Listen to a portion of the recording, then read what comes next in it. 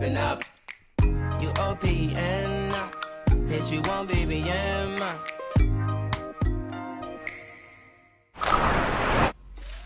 Hola, buenas tardes, ¿cómo están? Estamos en Córdoba, capital. Estamos rodeados de algunos deportistas. Me acompaña Leonardo. Bueno, antes que nada, nosotros siempre utilizamos los viernes como un lugar para poder compartir algunas vivencias y poder aportar desde las experiencias o desde la fe, principios que puedan ayudar a otros deportistas o a técnicos, a profesores a seguir creciendo en sus actividades. Y bueno, antes que nada, como sentía de hacer una plataforma de que como deportista, decir que uno ama a Dios profundamente, de que Jesús es el centro de nuestro lugar, de nuestro corazón, y que a partir de ahí nosotros hemos establecido en este tiempo hábitos de vida que nos han hecho avanzar, crecer, y por ahí el deporte ha sido como una plataforma para poder crecer interiormente. Uno de los objetivos que nosotros tenemos en este tiempo es unir lo que es el deporte en sí con la fe, y creo que ese es el gran desafío. Hoy una de las temáticas que estamos teniendo en el fútbol tiene que ver con el desarraigo, ¿cierto? El hecho de que un futbolista, un deportista tiene que salir de su lugar e ir a otra provincia o a otra ciudad o a otro país, instalarse y desarrollar su actividad, y bueno, todo lo que conlleva en sí el desarraigo. Yo quiero presentarlo a Leonardo Felicia, que es mi hermano. Primero, esposo de Vanessa, padre de dos niños hermosos, es jugador de fútbol profesional, director técnico actual, pero bueno, sobre todo es mi amigo. Y bueno, yo lo cité para poder hablar. Él tiene muchas experiencias de su carrera, de su vida, y ver el desarraigo de dos partes. Primero, de que él fue y jugó varios años en Indonesia, ¿cierto? Y después de cómo vivió como técnico las experiencias con sus jugadores, este tema en divisiones inferiores. Así que, ¿cómo estás, Leo? Bien, espectacular. Una linda experiencia poder estar acá, compartir, poder tratar de transmitirle un mensaje a los chicos o a los entrenadores, al lugar que Dios nos lleve. Así que contento por poder estar con vos y con este grupo de amigos. Qué bueno. Siempre utilizamos, como decíamos recién, el poder unir las dos partes, lo que es la fe y lo que es el deporte en sí. El desarraigo es algo que está instalado en muchos deportistas que arrancan una carrera, que tienen un don, que tienen un talento, y que después se ven instalados en otro lugar y lejos de todo su entorno. Entonces, para iniciar esta conversación, yo busqué qué significa desarraigo. Se denomina desarraigo al proceso y resultado de desarraigar, extraer una planta de raíz, expulsar o alejar a alguien de su lugar de origen, anular o suprimir una costumbre. Dice, la noción suele emplearse respecto a lo que se sienta aquel que se debe emigrar de su tierra. Es decir, salir de un lugar y tener que estar en otro lugar fuera de todas tus costumbres, de tus tradiciones y demás. Entonces, en base a eso, vamos a tener una charla con Leo. Leo, como para que la gente te conozca, ¿cómo iniciaste en el fútbol? ¿Cómo comenzó tu actividad en el fútbol? ¿Y cómo llegaste a sentir que querías ser un jugador profesional que viva de esto? No, desde chico uno tomó al fútbol como un juego y desde ahí empezó a conocer, a relacionarse. En nuestra familia todo era fútbol, en nuestra familia era tardes enteras de calle jugando a la pelota, no como ahora que hay que empujar a nuestros hijos. Entonces, el haberme hecho profesional fue una consecuencia de tantos años de jugar, simplemente jugar. en un determinado momento de mi vida me di cuenta que me encantaría ser profesional, pero siempre uno lo vio con el objetivo de jugar y de seguir haciendo lo que uno hizo de chico. Recuerdo una vez que leyendo el gráfico, Gustavo Alfaro, que ahora es el entrenador de Boca, dijo que él se dio cuenta que quería ser entrenador cuando llegaba el sábado y el domingo, y estaba todo el sábado mirando y escuchando fútbol, y llegaba el domingo y estaba todo el domingo mirando y escuchando fútbol. Entonces él dijo, si a mí el sábado y el domingo me hacen feliz, yo quiero que todos los días de mi vida sean igual de felices. Entonces voy a buscar una profesión en la cual pueda tener fútbol de lunes a lunes. Y cuando lo leí me sentí muy, muy identificado y digo, evidentemente me gusta tanto el fútbol que quiero una profesión, en ese momento jugaba, que me lleve de lunes a lunes compartir fútbol. Hoy lo sigo haciendo, pero ya del otro lado de la cancha. Qué bueno. Leo, jugaste en instituto, llegaste a debutar, después jugaste en Taller, en la local, en Córdoba, jugaste en Racing. ¿Cómo se da que desde tus inferiores era una promesa, saliste jugador en uno de los torneos que organiza NAI como goleador y como mejor jugador? ¿Cómo se da que pensás en ir a jugar a Indonesia? Es decir, ¿de dónde sale ese deseo o cómo vino ese sueño a tu corazón? Sí, lo primero que sentí fue que uno se prepara en inferiores para jugar al fútbol profesional, no para jugar en Boca ni en River. Y eso siempre se lo digo a los chicos cuando dirijo. Uno no se prepara para jugar en Boca, no se prepara para jugar en River. Vos te preparas para ser un jugador profesional. Dios después decide dónde te va a mandar. Entonces en ese momento tenía un amigo que se llamaba Luciano Taylor, que actualmente soy amigo, y él siempre me decía, yo estoy preparado para ir a cualquier lugar del mundo a jugar. Si me toca jugar en Argentina, si me toca jugar en Europa, gloria a Dios. Pero si no, también gloria a Dios. Claro. También puedo jugar en Malasia, en Japón, en China, y puedo ser igual de feliz. Yo me estoy preparando para eso. Entonces muchas veces orábamos con vos y teníamos tiempo de llanto, de lloro, de orar y rezamos por un club donde sea. No en Europa, no en los mejores lugares, sino donde Dios nos mande. Y bueno, así fue que me encontré una vez con una persona llamada Leo Moyano, y él estaba jugando en Indonesia y me creó el vínculo. Y bueno, decidí a probar suerte y ahí largó la historia. Leo, y hablando del desarraigo netamente, que es el tema que nos vincula, ¿cómo fue el hecho de tener que ir a un país nuevo, un idioma nuevo, costumbres nuevas, adaptarte a un fútbol nuevo? ¿Y cómo viviste, sobre todo los primeros meses, que calculo que deben haber sido bien difíciles, bien duros, y cómo viviste el tema del desarraigo? ¿En qué te apoyaste? Si vos tendrías que decirle algo a un jugador que quisiera hacer esta experiencia, ¿qué le enseñarías a partir de tu experiencia? Yo siempre digo que el jugador de fútbol acá en Argentina se prepara como en Harvard, la mejor universidad de Argentina, Brasil. Si ellos están preparados para poder jugar en el fútbol argentino, automáticamente se abren las puertas del fútbol mundial, de cualquier liga, más de Asia. Entonces yo pensaba, cuando llegué a Indonesia, digo, tengo un sueño muy grande, que es jugar al fútbol. Ya estoy preparado desde lo técnico y desde lo táctico, porque cualquier jugador argentino ya lo está. Tengo que estar preparado para soportar todo lo demás que el fútbol indonés te lleva. No sé, viajes largos, malas concentraciones, malas comidas, no entender el idioma, entrenadores no profesionales, árbitros corruptos, canchas malas, profesionales relacionados al fútbol que solamente están por el dinero, bueno, todo el sistema, como sabemos decir, contaminado. Entonces, ¿dónde está el desafío más difícil en que vos como jugador de fútbol puedas superar? Si vos podés superar ese sistema y adaptarte, todo lo que hagas dentro de la cancha es fácil. La dificultad máxima está en que vos superes todo lo que es afuera de la cancha. Comida, concentraciones, gente, profesionales, compañeros, adversarios.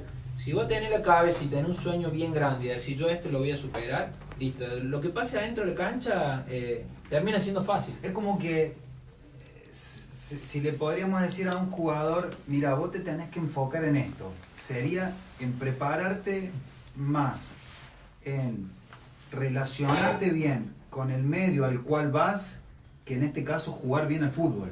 Sí, tiene dos aristas. Uno, relacionarte bien con el medio, entender que hay representantes, que hay dirigentes, que vos tenés que tener buenas relaciones para que te abran puertas. Y otro, entender que tu interior tiene que estar fuerte para poder soportar todo lo que vas a soportar.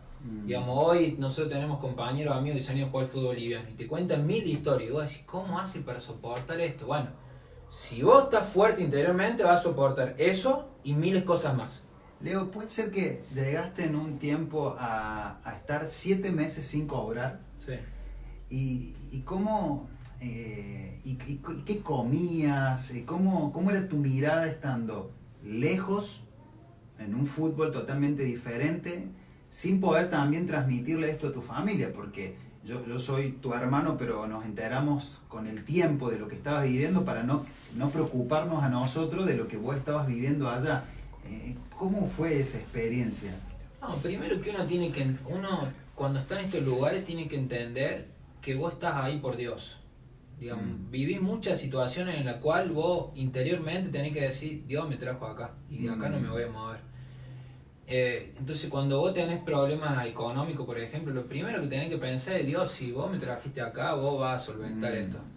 Nosotros en un momento vivíamos en un lugar que se llamaba Banda H, que pasó en el 2007, varios vieron la película, que entró el tsunami por ahí.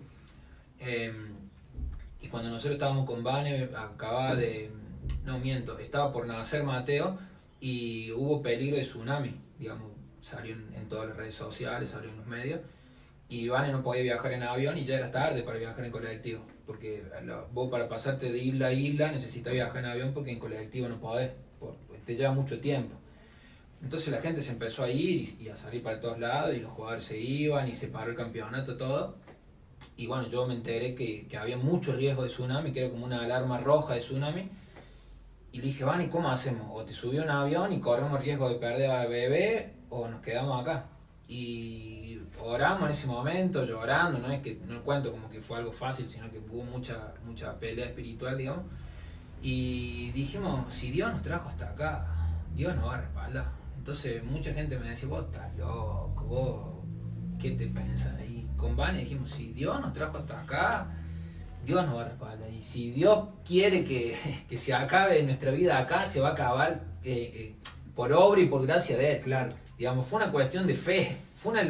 Hoy hasta me atrevo a decir fue una locura, pero en ese momento tuvimos la convicción de decir, si Dios nos trajo, Dios nos cubre. No pasó ningún tsunami, hubo peligro, pero y así varias veces, hasta con terremoto también. Muchas noches de que había peligro de terremoto y con Vane decíamos, tranquilos, si Dios nos trajo hasta acá, vamos a ver tele, vamos a estar atentos en el caso de que se mueva, de que pase algo, pero Dios nos cubre. Qué impresionante, porque a veces los que estamos en este lugar y los que por ahí nos ven siempre tienen un sueño como distorsionado del futbolista en sí. Todos nos imaginamos que cuando lleguemos a jugar al fútbol y lo hagamos en Boca o en River o en algún equipo grande, vamos a vivir un sueño romántico. Y de repente vos me contás esta historia de que había posibilidad de tsunami, que las noticias decían que se levantaba un tsunami y vos teniendo por un sueño que quedarte en un lugar y no irte y seguir creyendo en Dios que te estaba cuidando, guardando de un asunto que ya se tenía que ver con la vida o la muerte. Entonces, ¿hasta qué punto un jugador de fútbol tiene que evaluar que el crecimiento es muy grande interior para sostenerse en una carrera que no permite por decirlo, a mediocres o a personas que no tengan un sentido de propósito real? Es decir, que no es jugar al fútbol y punto. Es decir, es una característica de vida. Y también esto, lo importante de elegir a una mujer, ¿cierto?, que te acompañe en el cumplimiento del sueño. Para todos los que son novios o están esperando buscar una esposa, hacerle entender que la carrera tiene estos matices y la mujer con la cual vos vas a a unirte, tiene que entender que se va a exponer tal vez a estas situaciones y es una decisión familia. Yo hasta hace poco estaba en Belgrano con una edad de chico de 17, 18 años y siempre le decía lo mismo. Ellos estaban hablando constantemente de la salida, de su novia o de las chicas del colegio y siempre largaba el año diciéndole esto: muchachos, la decisión más importante que van a tomar en su vida es la elección de su señora. Siempre le decía lo mismo: la decisión más importante que vas a tomar en tu vida es la elección de tu señor. Entonces tómate todos los años que te tengan que tomar, pasa por todas las crisis que tengan que pasar, pero no te apuren en esta decisión. Y sexualmente, sé responsable, sé muy responsable. ¿Por qué? Porque si vos le erras en esa decisión, tal vez tu vida profesional se acabe ahí. Si vos le erraste en tu señora, en tu novia o en la persona que te va a acompañar, tal vez se acabe ahí. Entonces hay que ser muy responsable con la persona que uno elige. Y bueno, yo tuve la suerte de elegir bien, digamos, porque Vane es mi novia de toda mi vida y bueno, y hoy actualmente mi señora. Y lo segundo, que eso que vos hablabas de la vida romántica del deportista, yo pienso que esa es la vida que ve la gente por la tele, y es la vida que se imagina que los deportistas tenemos, y es la vida que se imagina que muestra la serie de la televisión, pero no es la realidad. Ellos normalmente tienen la óptica del deportista cuando triunfa y tienen la óptica del deportista cuando compite. Claro. Pero eso es la exposición del deportista. Vos durante la semana haces un montón de cosas avaladas en mucho sacrificio, en muchas horas de entrenamiento, en muchas cosas que te jugás, en mucho riesgo, que la gente no se entera. Claro.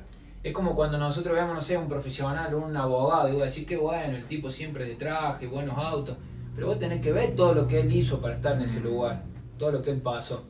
Sumado a que el deportista corre un gran riesgo en el porcentaje de los que triunfan. Claro. Digamos, el jugador de fútbol está comprobado que es menos del 0% que llega a ser profesional. Entonces vos le das mucha hora, mucho tiempo, mucha pasión, mucha dedicación, y por ahí la vida te dice no. Estaba leyendo hoy que decía el mago Capri en una entrevista que de cada 1000 chicos que inician en un club, solamente llegan 2. Sí. Es decir, es un porcentaje muy, muy bajo para todo el sueño que tienen los que empiezan una carrera con el afán de querer llegar. Y eso hay que tenerlo en cuenta porque tenemos que nosotros como actores o protagonistas de este deporte, de una o de otra forma, poder asesorar, porque muchas veces se nos acercan los padres o un tío o un abuelo y yo quisiera que mi hijo jugara. No es tan sencillo el poder desarrollarlo a nivel profesional. Sí puede jugar, sí puede crear una relación directa con la pelota desde el campito, del lugar que lo enfoque, pero para dedicarse a esto va a tener otras características. Leo, ¿cómo era un día tuyo, un denominador común de un día en Indonesia? Porque muchas veces los futbolistas saben que tienen que ir a entrenar, volver a su casa, pero ¿cómo dividías un día? Es decir, ¿cómo era un día de la semana de un jugador que vive en Indonesia? Bien, en Indonesia se entrena muy temprano, los horarios son totalmente distintos a los nuestros. A las 5 de la mañana el día larga, nosotros entrenamos 5:30, 6 de la mañana. Por lo general llegás al lugar y desayunás, se desayuna ahí todos juntos. Siempre tenés media hora de gimnasio o de ejercicio solo y después vas a cancha y a las 8 de la mañana se acaba todo porque está el rezo y por el calor que hace. Después ya volví a casa y medio que tenés que frenar entre las 8 de la mañana y las 12 por el gran calor que hay. Digamos, no podés estar al aire libre porque se sufre. Y pasaba mucho tiempo adentro de casa con lectura, con Vane. Siempre fui de tener el hábito de leer, entonces leer, disfrutar y estar tiempo con Vane, porque siempre entendí que el compañero de viaje también tiene que pasarla dentro de todo bien. Claro. Entonces si yo tenía muchos compañeros que me decían no, yo a la tarde me voy a la pileta y a la noche me voy a tal lado, entonces yo todo lo que armaba era o vamos los dos o no va nadie. Claro. Porque si no es muy difícil, sobre todo en los lugares que a mí me tocó, eran lugares de muy musulmán, entonces persiguen mucho a la mujer en todo lo que hace. No puede ponerse remera mangas cortas, si va al gimnasio tiene que ir a determinados horarios, entonces como que hay muchas leyes culturales, sociales contra la mujer. Entonces como que yo trataba de que Vane no sufra tanto eso y llevarla a todos lados que yo iba. Si yo iba, ella iba. Entonces después durante la tarde, en Indonesia se entrena doble turno siempre. Los 5 años tuve doble turno. Doble turno. Doble turno, no se negocia. Entonces a la siesta descansaba, dormía, comía bien, lo que conseguía para comer a lo argentino, o si no a lo que había a lo indonés. Y después de vuelta a la tarde a entrenar, y a la noche siempre salía a pasear con Vane, caminar, para que por lo menos tenga un poco de contacto. Claro. Entonces por ahí, para darle una enseñanza o una forma, ¿no es cierto?, al que por ahí se va a otro lugar y cómo, en qué posarse, cuáles son las bases de un deportista que va a ir a otro país y poder sobrepasar al desarraigo. ¿Qué le diría? ¿Sobre qué se posaría? ¿Sobre qué armaría su día a día? ¿Sobre qué armaría su vivir? Hay que entender que cuando vos estás en estos lugares, muchas veces te vas a mirar desde arriba y te vas a sentir solo. Muchas veces, constantemente. Sea más si vas a un lugar donde vos no hablás el idioma y todos ellos estén hablando y vos no entendés nada. Entonces ahí es cuando vos tenés que agarrar la Biblia o tus 10 libros favoritos y decir, me voy a la habitación y me empiezo a crecer. Muchas veces, yo siempre cuento una historia de que cuando a los 2 o 3 días que estaba, yo tenía un solo par de botines y mis compañeros tenían 20, 30 par de botines porque se los regalaban. Y un africano me hizo como un chiste y me abrió el bolso y me dice, ¿qué tenés en el bolso si no tenés botines? Y me abrió el bolso y empezó a sacar libro y 2 o 3 remeras. Entonces él me dice, ¿para qué tantos libros? Y yo le decía, si yo no tengo estos libros, ¿qué hago cuando ustedes hablan? Porque no le entendía nada. Todo esto en una traducción de media hora, porque en esa época no había el Google con el celular. Claro. Entonces había 2 africanos que hablaban francés y 20 indonesios que hablaban indonés y un argentino que no entendía nada. Claro. Entonces estaba todo el tiempo leyendo y proponiéndome aprender el idioma. Entonces digo, bueno, como resumen sería, si vos llegás a estos lugares, ¿en qué te enfocás? Biblia y lectura. Biblia, claro. y capacitarte para hacerte fuerte de la cabeza, porque te van a tocar miles de cosas que no vas a entender y que las tenés que superar. Qué bueno, Leo, porque a veces nosotros no vemos esta parte y estos espacios que hemos abierto los viernes para hablar de estas temáticas nos han llevado a pensar que los jugadores de fútbol, sobre todo, hay un gran núcleo de que pasan mucho tiempo o jugando las cartas, o jugando a la Play, o en entretenimiento, o en este tiempo en las redes sociales, y de alguna manera no enfoca su día a día, su crecimiento interior para convivir con un desafío constante que da la profesión. Entonces de alguna manera no se alimenta interiormente para luego convivir en un lugar donde va a requerir de algo más que jugar bien al fútbol. Es que Dami, uno como jugador, como deportista, puede hacer una gran carrera sostenida en el talento. Vos, sobre tu talento, podés sostenerte y podés tener una carrera exitosa, ¿bien? Pero a tus 35 años la carrera se acabó. Estirémoslo, 40 años. Un arquero, 5 casos cada 10.000, ¿sí? Y somos jóvenes y tenemos que seguir generando dinero y tenemos que sostener una familia y tenemos que sostener un matrimonio y tenemos emprendimiento. Y de repente a los 40 años, cuando voy a decir, bueno, ahora me empiezo a preparar, no es tarde porque siempre se puede, pero sí, dejaste pasar 20 años con tiempo que lo pudiste hacer. Entonces, el mensaje para los deportistas es siempre, podés ser deportista y podés ser inteligente, podés estudiar. No va cortado, no es dicotomía uno u otro, es paralelo.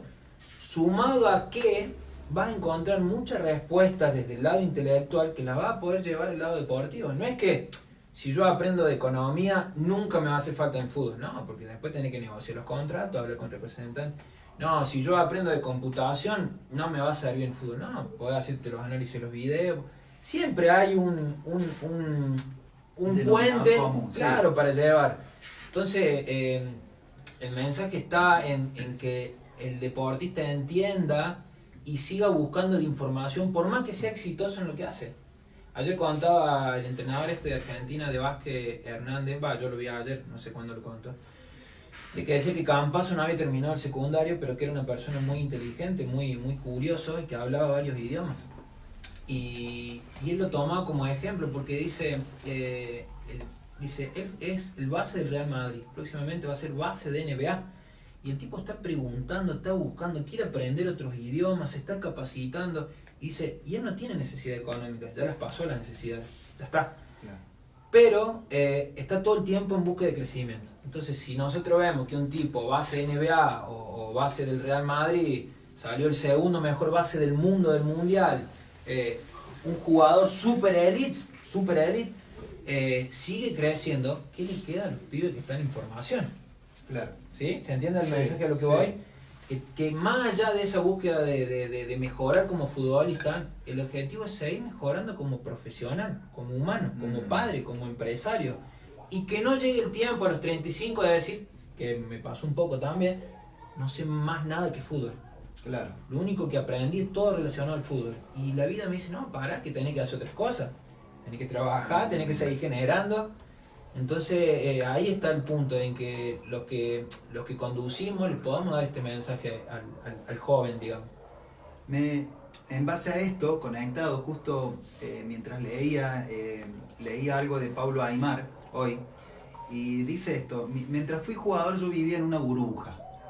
Lo mío únicamente pasaba por el fútbol. Después, cuando me retiré, me di cuenta que el entorno que tiene el jugador le resuelve todos los problemas extrafutbolísticos que puedan aparecer. Por eso, cuando te despedís del fútbol te encuentras con situaciones sencillas que para cualquier persona son normales, pero para un jugador son muy complejas porque nunca las hizo. Hasta realizar un simple trámite en un banco, en una inmobiliaria o en un aeropuerto. De la noche a la mañana estás obligado a aprender y no es fácil, yo lo viví. Me gustó porque convivimos con muchos futbolistas y muchos dirán, yo soy más de los guerreros que de los Pablo Aimar, porque Pablo Aimar está en otro lugar.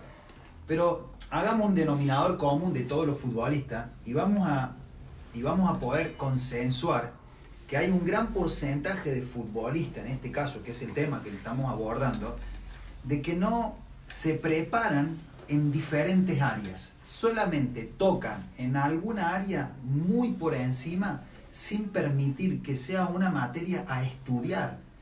Cuando los horarios del futbolista le permiten estudiar, cuando su cabeza le permite recibir más información de la que está recibiendo. Entonces, esto que vos estás diciendo, que es lo que nosotros queremos desarrollar y lo que queremos aportar en algo que amamos, que es el fútbol. Lógicamente, desde la fe, como lo estamos vinculando, pero hay algo que le podemos dar a los futbolistas y es que se preparen en el proceso de realización del fútbol en sí, en áreas internas que no requieren más que la predisposición a bajarse material por el Google, que invertir de su sueldo el 5% en la compra de libros, que lógicamente nosotros desde la fe que lean la Biblia, porque es el sustento de fe que los va a conducir en las batallas más grandes, pero que esa área no puede ser una área opcional, es una área tan importante como el entrenamiento o el descanso o la alimentación. Lo que pasa, Dami, que el deportista tiene una mente a fin de semana. El jugador de fútbol, sobre todo, está enfocado a sábado. Y el profesional en sí, el médico, el abogado, el fisioterapeuta, está enfocado a jubilación. Pará, tengo 30 años, tengo 40 años, me tengo que ir preparando, tengo que ir comprando mi casa, mi auto, tengo que ir armando mi vida estructuralmente para cuando desde los 20 hasta los 50 yo voy haciendo ciertos pasos que me van a ir llevando a donde quiero. El jugador de fútbol va a hablar y te está diciendo, no, es que el sábado no voy a jugar, no, es que el técnico no me quiere. Pará, tranquilo, en un sueldo, sí, bueno, tranquilo, seguite preparando. No, es que el técnico o mi compañero está enfocado en el sábado. Entonces, el gran problema, entre comillas, es que muchas veces la sobrepasión que tenemos por el deporte, por el fútbol, nos lleva a la inmediatez, a la hora, al ya, al domingo, al sábado. Y lo que tenemos que entender que nosotros tenemos un talento, pero somos dueños de una vida en la cual hay mucho más que el fútbol. Claro. Hay mucho más que jugar el domingo, hay mucho más que ganar ese partido. Es importantísimo, porque todo jugador te va a decir, no, el domingo sí o sí hay que ganar. Bueno, es importantísimo, pero hay mucho más. Claro. Entonces, cuando él empieza a tener una óptica mucho más amplia, su espectro se hace más grande y ahí empieza a capacitarse. Bien. Cuando solamente está enfocado en que tiene que hacer ese gol, hay que ganar ese partido, y no lo va a sacar de ahí. Bueno, en base a eso, entonces yo utilizo por ahí la palabra desarraigo, que es salir de tu lugar, tu costumbre, tu círculo, ir a otro lugar. Entonces puede ser una parte mala o puede ser utilizado como un espacio brindado por Dios para tener tiempo y prepararte para la próxima etapa de tu vida. Es decir, si a mí me tocara hoy de nuevo ir a jugar a un país o a una nueva provincia, ¿en qué me basaría para que no me pegue tanto el desarraigo? Me basaría en hacerme una persona que estudie y que llene los espacios que quedan por el desarraigo con conocimientos nuevos, con nuevas conexiones, con una nueva forma de hablar. ¿Qué le recomendaría a una persona joven que se va a un lugar? Llena tus espacios para que esos espacios no queden vacíos y sientas extrañar y sientas volverte, porque este es el escenario. En base a eso, conozco tu vida y sé que, como me dijiste vos, estos 3 o 4 años que estuviste en Indonesia, y esta es la segunda parte de la nota, por decirlo de alguna forma, vos todos los días o muy seguido analizabas un partido de Inglaterra, ¿cierto? Y a partir de ahí comenzaste a escribir un libro, estudiar fútbol y te diste cuenta que ibas a ser técnico y nació la segunda vocación, por decirlo, que es la de enseñar en la parte pedagógica, lo que es el jugar al fútbol. ¿Cómo nace eso y cómo vos utilizaste este tiempo en favor de lo que estaba por venir, ¿no?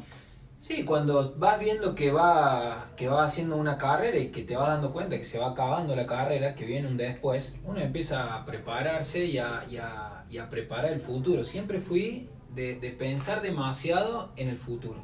No sé si como, no lo puedo decir ni como algo muy bueno o como algo muy malo, pero siempre fui de prepararme mucho para eso. Entonces me di cuenta de que me quedaban pocos años de jugar, me di cuenta de que si cuando me volví a Argentina iba a ser difícil conseguir club. Vos vas viendo y está bien hacer esas lecturas a veces. Entonces dije, bueno, es momento de prepararme y empecé a tener conexiones con gente siempre muy fanático de Bielsa. Entonces empecé a tener conexiones con gente de Bielsa, como Lucas Nardi, como Diego Flores. Y empezar a buscar conocimientos de cómo prepararme para ser entrenador. Entonces ellos me decían, lo que me acuerdo rápido fue que me dijo, el mejor libro de fútbol es ver un partido y analizarlo. Entonces yo le decía, recomendame el libro porque a mí me gusta leer, yo compro. No, los mejores libros de fútbol es agarrar un equipo y verle 20, 30 partidos y analizarlo. Entonces lo tomé, lo agarré, y como en ese momento en Indonesia se ve mucho el fútbol inglés, empecé a guardar partidos de fútbol inglés. Y en ese momento jugaba Manchester, jugaba Tevez, y a ver mucho Manchester y analizar. Y lo agarré como hábito. Me di cuenta también de que, una vez más, la sinergia de que cuando vos te preparas para algo lo podés llevar al jugar de fútbol. Me di cuenta de que si yo mejoraba esa óptica como de entrenador, también lo podía llevar como jugador. Claro. Entonces empecé a enfocarme en los movimientos, en las tácticas, en miles de cosas. Y siempre tuve como una premisa que todo conocimiento que no se materializa no se puede compartir. Entonces yo decía, si todo este conocimiento que yo estoy agarrando, porque estoy estudiando fútbol, no lo materializo, no se lo voy a poder compartir ni a un compañero, ni a un amigo, claro, ni vender. Claro. Entonces me propuse que después de estudiar o de enfocar, de darle mucho tiempo, lo debía materializar. Claro. De alguna forma. en forma de video, en forma de libro, en forma de cuadernillo, de lo que sea. Y siempre fui creando mucho material, entonces eso me dio la posibilidad de también de cuando iba a juntarme con una persona, ir con algo en la mano. Claro. Una vez me reuní con Saba, Claro. ¿sí? Y él se iba a reunir con los dirigentes de Racing, y él fue y habló y le mostró todo el trabajo que tenía y toda su capacidad, y yo días después me junté con él y bueno, le pregunté por la charla que había tenido con los dirigentes de Racing y me dijo, yo no creo que tenga posibilidad de dirigir en Racing. ¿Por qué? Le digo, tenete fe. No creo, me dice, porque no le di material. Fui Claro. y hablé y expuse y le mostré todo, pero no le dejé ningún material. Claro. Y eso como que ya me venía quedando a mí. Si vos vas a un lugar y vas a exponer tu trabajo, tenés que dar material. Claro, claro. Que quede algo. Claro. Entonces siempre fui de materializar, bueno, y ahí nació escribir un libro que se llama Equipo con Identidad, y, que es un análisis de todos los principios tácticos sobre todo de los entrenadores que más me gusta, que es Bielsa, Sampaoli y Guardiola. Bueno, Sampaoli dejó un poquito una imagen no tan buena después de dirigir la selección, Pero qué bueno porque apoyando lo que vos estás diciendo, es decir, del mismo gusto, del mismo ver un partido, extraes los principios, analizás, escribís un libro. Es decir, se puede hacer del gusto un lugar, un estilo de vida. No tan solo eso, sino que cuando venís de Indonesia se te presenta la posibilidad para empezar a dirigir, dirigís y empezás a desarrollar una carrera prominente, que es hoy lo que te apasiona, y empezás en Belgrano. En base a lo que vos viste en Belgrano, ¿cómo es la experiencia de un entrenador joven que tiene mucho conocimiento, como vos decías, técnico y visible, y cómo es exponerlo en el día a día? ¿Cómo fue esa transición? sí, la dificultad máxima de un entrenador joven es no está en el conocimiento, sino en la transmisión. Digamos, muchas veces te pasa que vos tenés muchísima información, pero te cuesta llevarla. Entonces yo lo primero que traté es de conseguir una buena relación con el jugador. Una buena relación, una buena vinculación, una aproximación, y entender que él tiene un objetivo y yo tengo que tratar de que él lo cumpla. Si él cumple su objetivo, que es jugar en primera, porque yo estaba con chico de 18 años, yo hago mi trabajo bien. Entonces él tiene que entenderme que yo voy a hacer todo para que él haga su trabajo bien. Claro. Cuando él entiende ese mensaje, todo el conocimiento que vos tenés, ya él lo recibe. Bien. Él lo recibe porque él dice, no, él me quiere ayudar. Bien. ¿Sí? Entonces, y la transmisión, que en algún momento parece una dificultad, ya no es una dificultad porque es ser sincero. Estás hablando con un amigo que en momento va a ser un jugador, que en momento va a ser un cercano, que en momento va a ser lejano. Ese moverse de no estar tan cerca y de no estar tan lejos. Leo, ¿cómo veías vos, cómo vivías en los jugadores de 15 y 16 años, que son los que te tocó entrenar, este tema del desarraigo? ¿Qué visualizabas en su interior o en el día a día, en su estado emocional? ¿Y cómo podías ayudar desde tu lugar? ¿Qué brindabas o qué hacías que pudiera aportar un grano de arena para que ellos no se sintieran tan mal? ¿O cómo llenar ese vacío? ¿Cómo viviste esa Sí, experiencia? hay una dificultad muy grande, que es la cantidad de estímulos que hoy recibe el chico de 15, 16, 17 años, de malos estímulos, por decir de alguna forma. Las redes sociales, si vos la utilizás para bien, puede ser una herramienta espectacular, pero si vos la utilizás para mal, es una herramienta de distracción mala, de consumir mala información. Claro. Entonces una de las cosas era tener mucha proximidad, de hablar todo el tiempo y de decirle que esto era un camino muy difícil, pero que había que enfocarse. Digamos, siempre hicimos mucho hincapié en Belgrano, sobre todo en el enfoque, en olvidarse de todo el mundo redes sociales, en olvidarse de todo lo virtual y prepararse, que viene algo muy lindo y que tenés que estar preparado. Entonces, porque muchas veces anteriormente se hacía foco en el sacrificio, que hay que sacrificarse, entrenar. No hay que sacrificarse. Estás haciendo algo que te gusta y te van a pagar. Y estás viviendo de tu pasión. No es sacrificio esto. Simplemente enfócate y corre todo lo que te distrae. Claro. Ese fue siempre el mensaje que hicimos. Seguí estudiando, seguí preparándote. Hay libros obligatorios que tenés que leer en tu vida. Elegí una buena pareja, pero disfrutá. Acá nadie se sacrifica. Claro. Se sacrifican nuestros padres que se van a trabajar a un Claro. frigorífico, el que sale a vender a las 5 o 6 de la mañana, eso es sacrificio. Pero el pibe que está jugando la pelota no es sacrificio. Claro.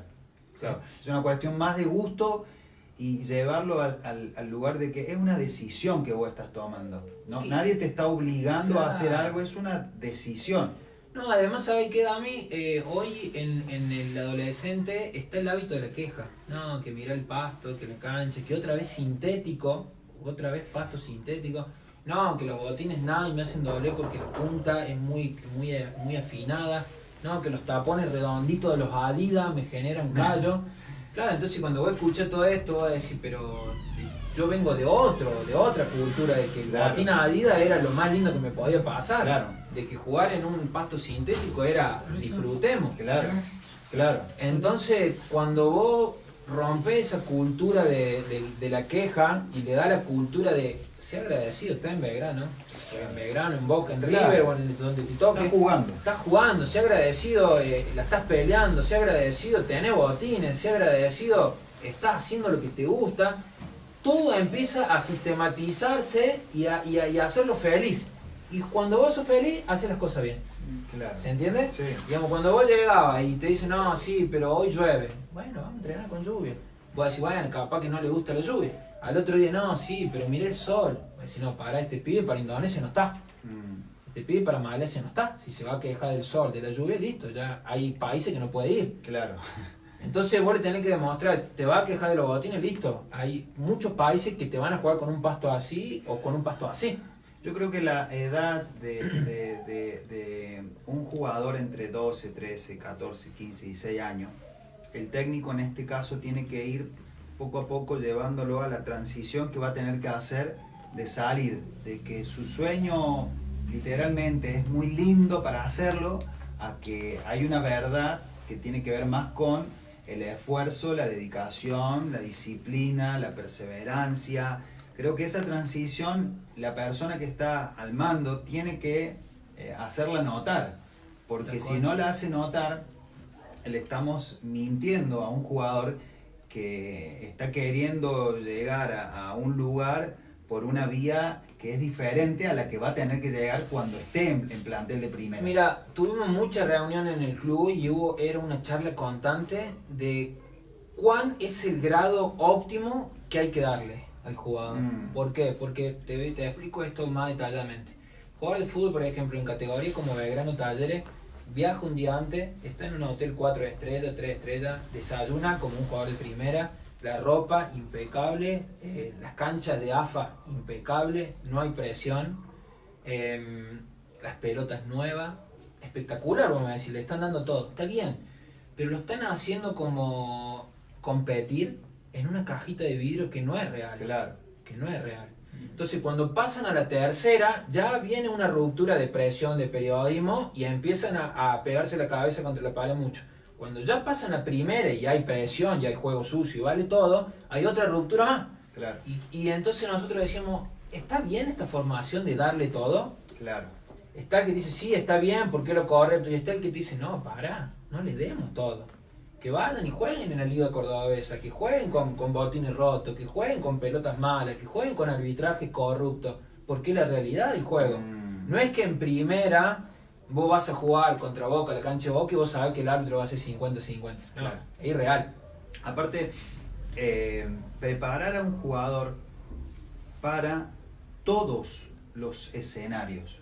Porque yo puedo preparar a un jugador para jugar en los equipos más grandes, en la Superliga, pero ahí llega un porcentaje muy poquitito de lo que realmente es. Después está el grueso que va al ascenso, que va a otro país, y creo que en esto yo sacaría más la fórmula de entrenar del técnico de Rafael Nadal, que fue su tío, en donde todo lo que hemos leído y hemos aprendido, que el tipo lo preparó para ser un súper deportista, preparado para todos los escenarios, y lo hizo ser una persona que se sobreponga a cada desafío que le presente el escenario en sí, ya sea un rival mejor, la cancha, la pelotita, la raqueta.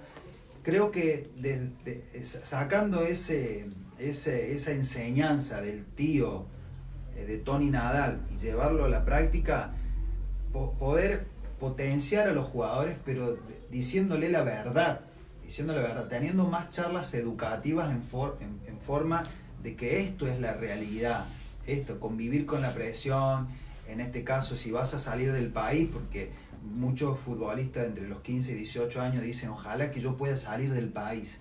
Cuando vas a salir del país vas a entrar a otra dimensión diferente. Entonces si una persona o si nosotros como colaboradores de los deportistas no le decimos la verdad, le estamos mintiendo. Y cuando se enfrenten con la verdad, se van a dar cuenta de que es algo muy diferente.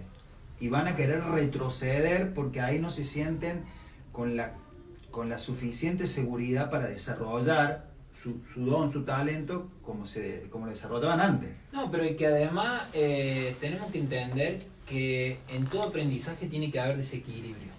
Es una ley pedagógica. Cuando vos estás equilibrado, cuando vos vas en una ruta segura y recta, no hay aprendizaje, porque ya sabes lo que se viene.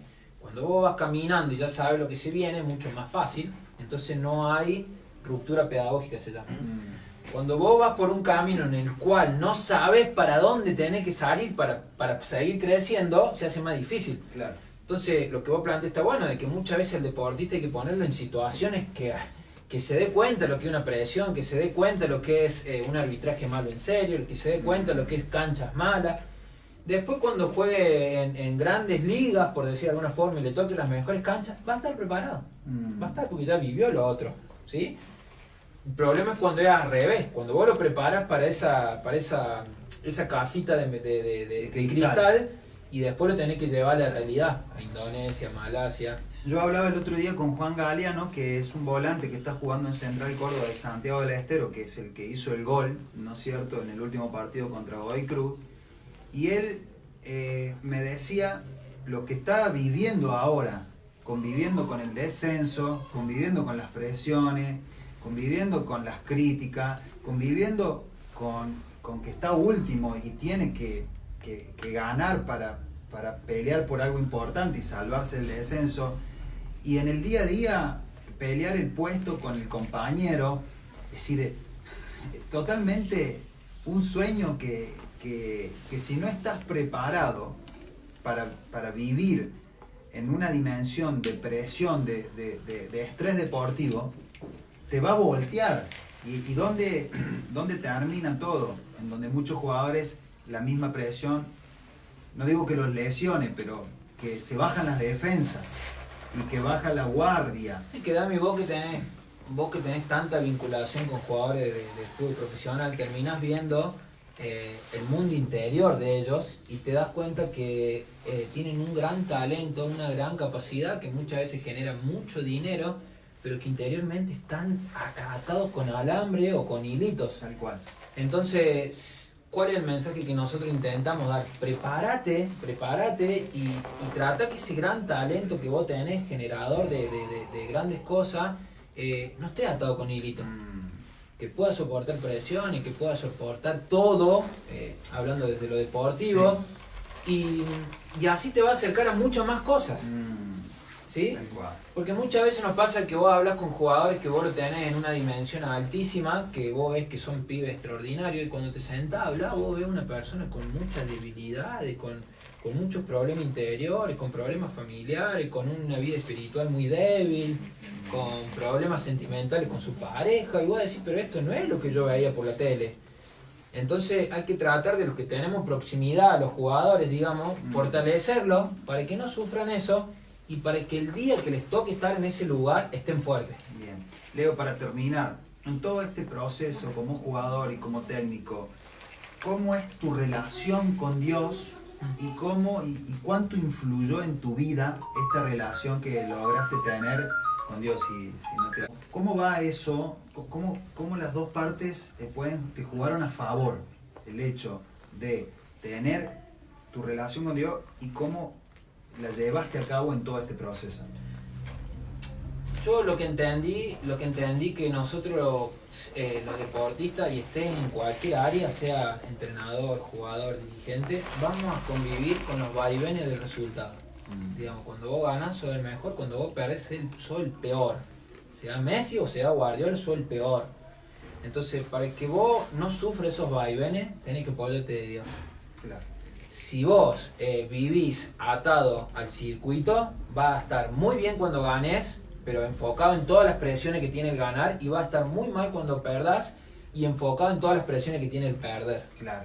Entonces voy a decir, ¿cuál es la única forma que yo pueda ser feliz siendo jugador, siendo entrenador, más allá del resultado? Más allá. Con Dios.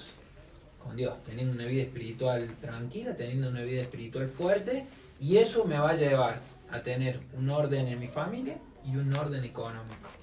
¿Por qué? Porque vos podés decir, no, a mí el resultado no me interesa, y lo mismo me siento feliz. Pero si no está bien con tu señora, vas a tener problemas.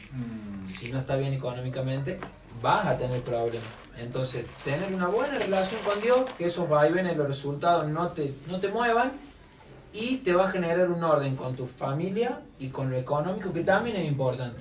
Esa es la sensación que me dio, y que si yo no estaba bien con Dios, iba a sufrir esas alternancias que te provoca el deporte, digamos. Bien, bueno, gracias Leo.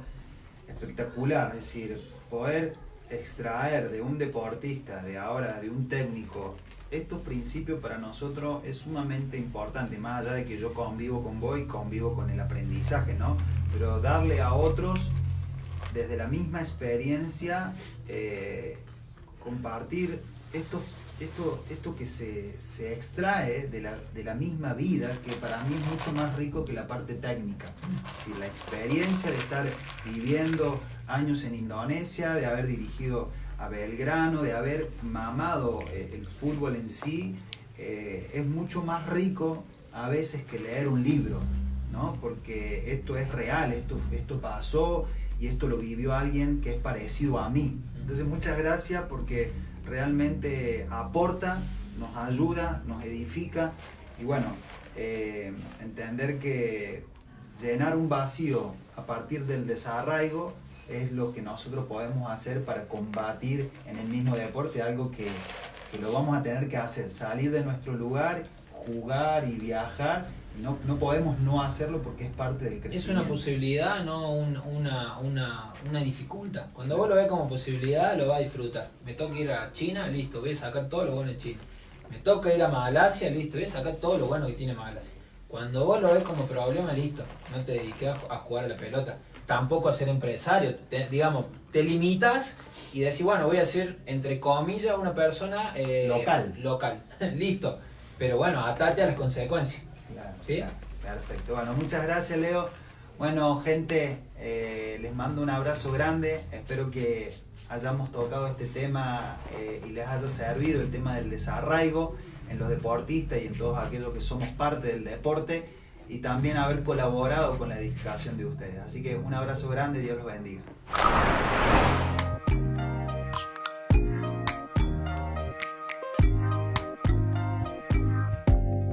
Open up, you open, bitch, you won't be